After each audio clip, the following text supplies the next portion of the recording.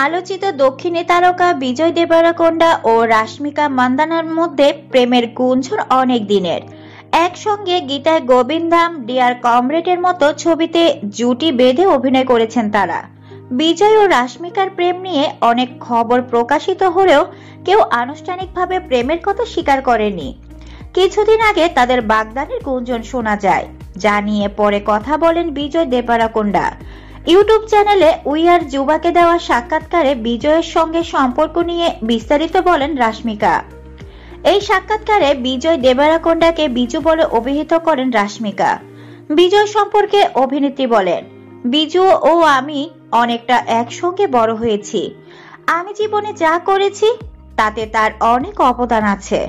রাশ্মিকা এও জানান, তিনি অভিনেতার পরামর্শ খুব সিরিয়াস ভাবে নেন। এই সাক্ষাৎকারে রাশ্মিকা আরো বলেন, আমি যাই করি না কেন তার পরামর্শ নেই। এটা ভালো নয়, সব বিষয়ে সে নিজের মতামত দেয়। অন্য যে কারোর চেয়ে সে আমাকেই সমর্থন করেছে। সে এমন একজন যাকে আমি সত্যিকার ভাবে শ্রদ্ধা করি। বিজয়কে সর্বশেষ পর্দায় দেখা যায় গত বছর খুশি ছবিতে।